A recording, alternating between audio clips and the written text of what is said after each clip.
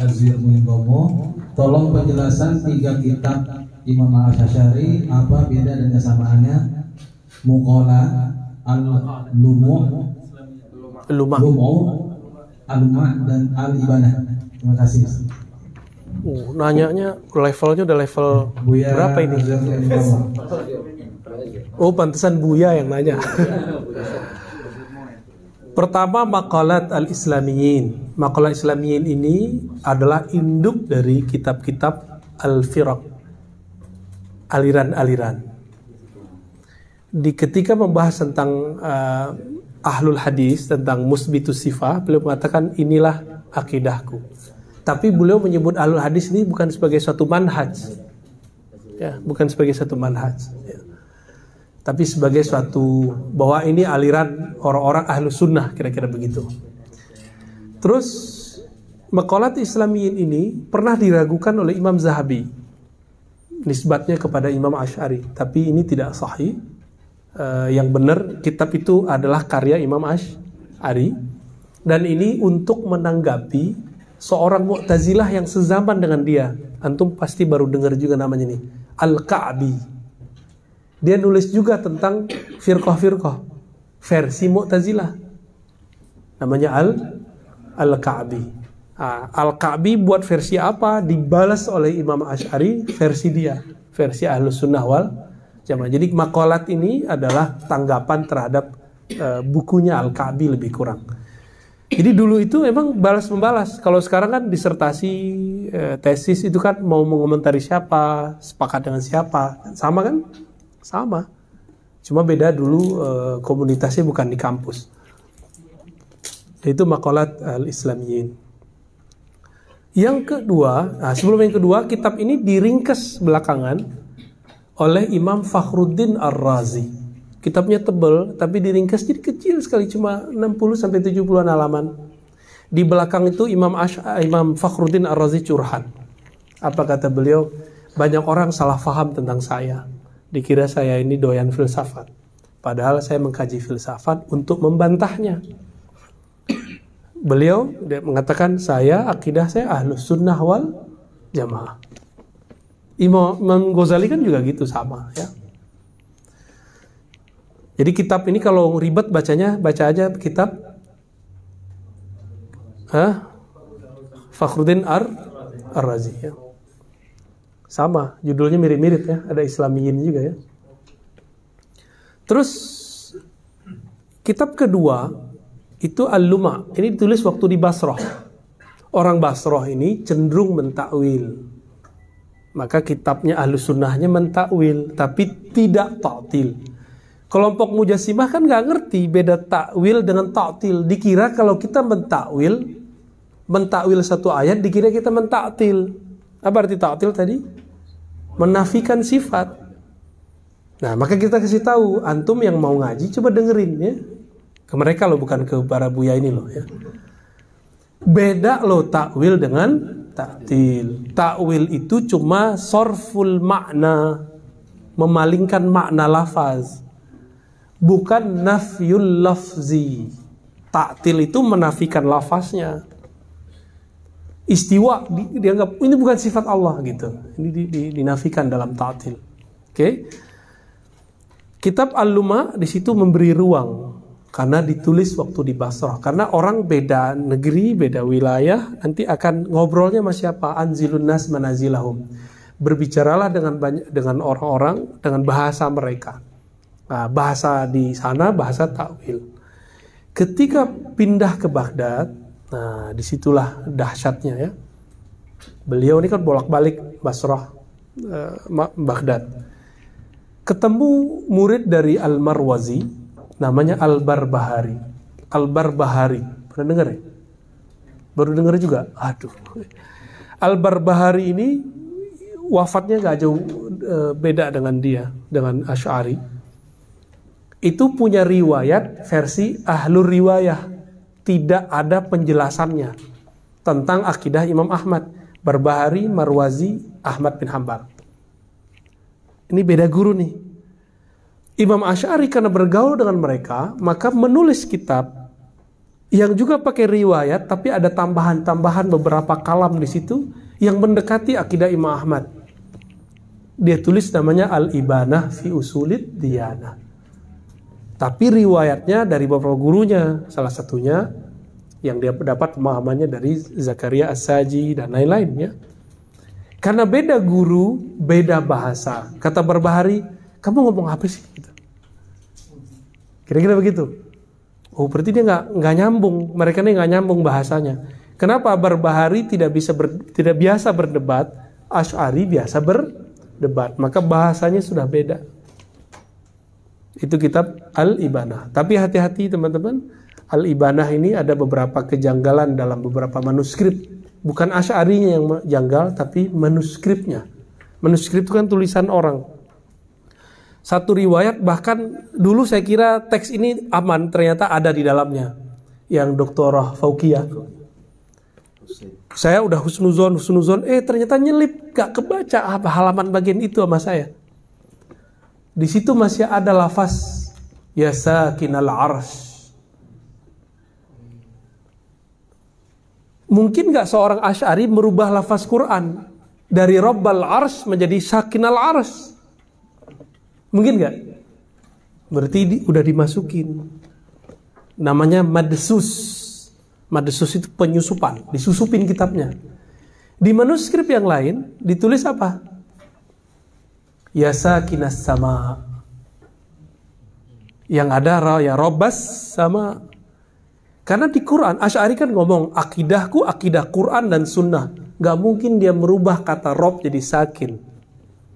Jadi yang benar apa? Seharusnya Dr. Faukiyah pun juga merevisi itu.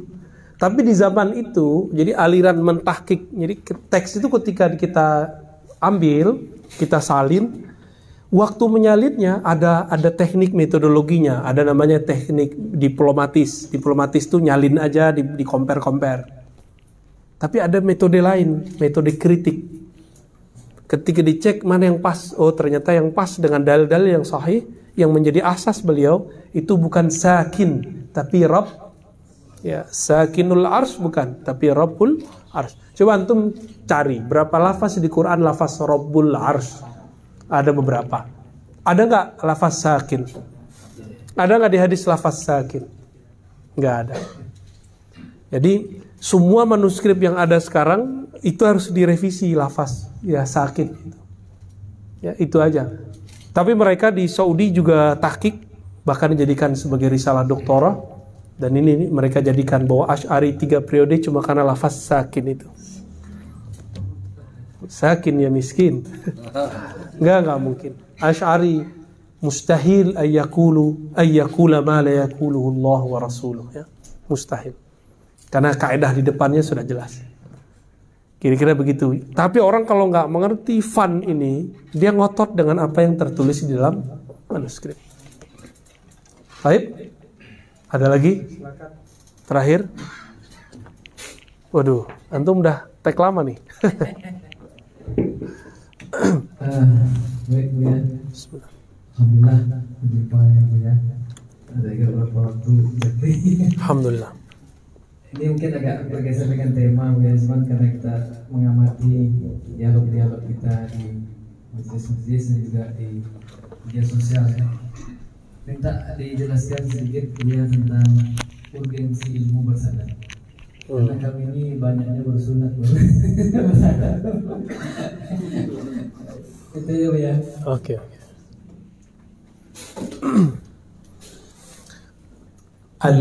Al-isnad ini kalam saya ya. Al-isnad dhamanun. Gitu. Cukup gak? Sanad itu garansi jaminan. Cukup nggak kira-kira tuh? Ya, Ustadz ngaku keturunan Raja Pagaruyung. Mana silsilahnya? Kalau ada kita percaya.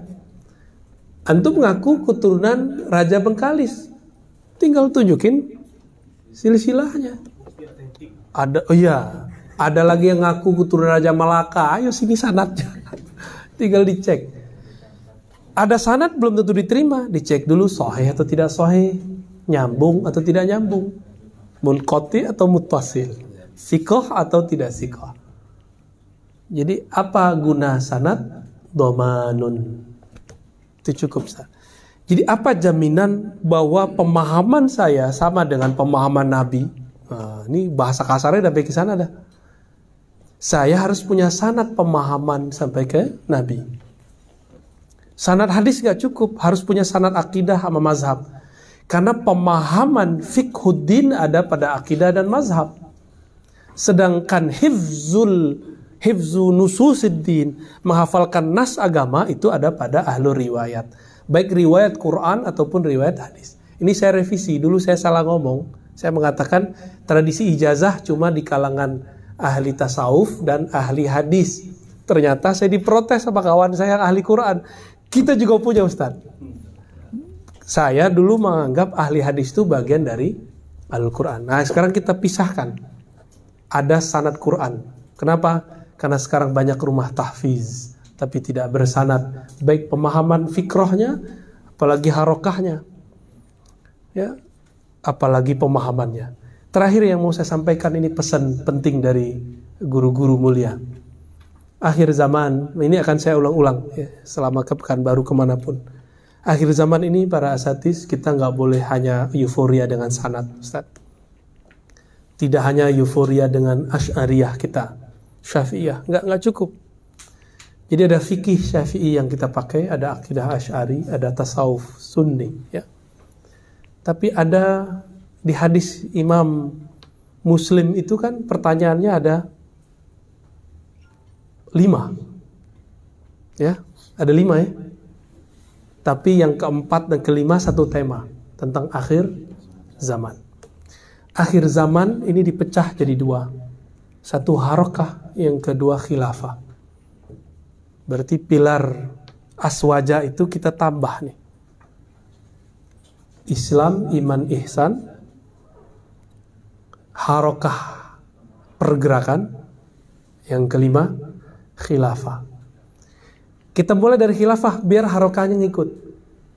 Nabi menyebutkan dalam hadis Imam Ahmad, summa yakunu khilafah ala minhajin nubuwah.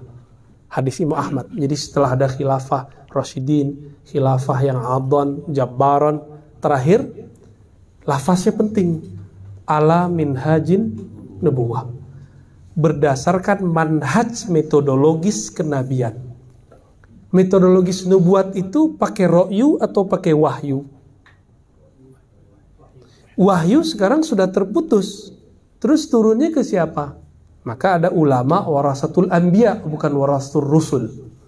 Kalau warasatul rusul ada syariat baru di akhir zaman. Kan nggak boleh ada.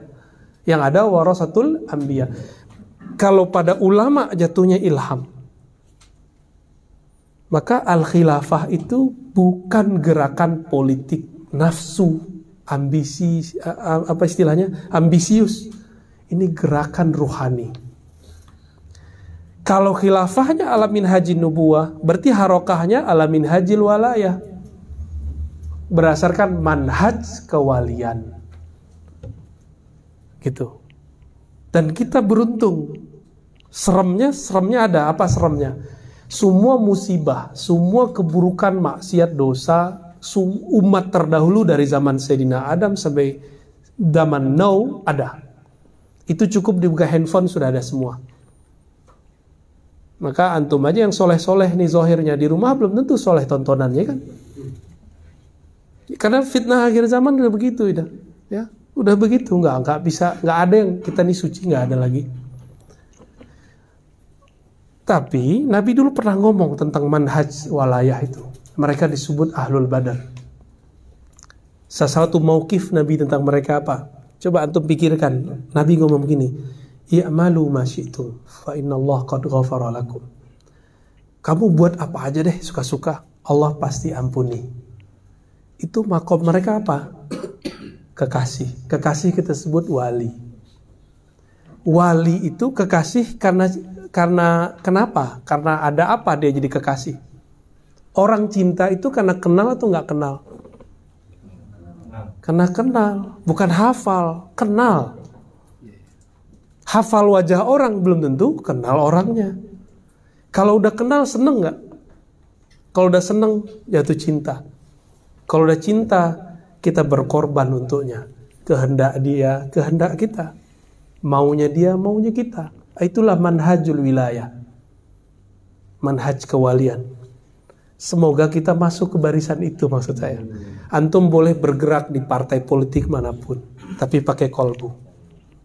Ya. Tapi partai politik itu bukanlah nanti calon yang akan menciptakan khilafah, itu bukan.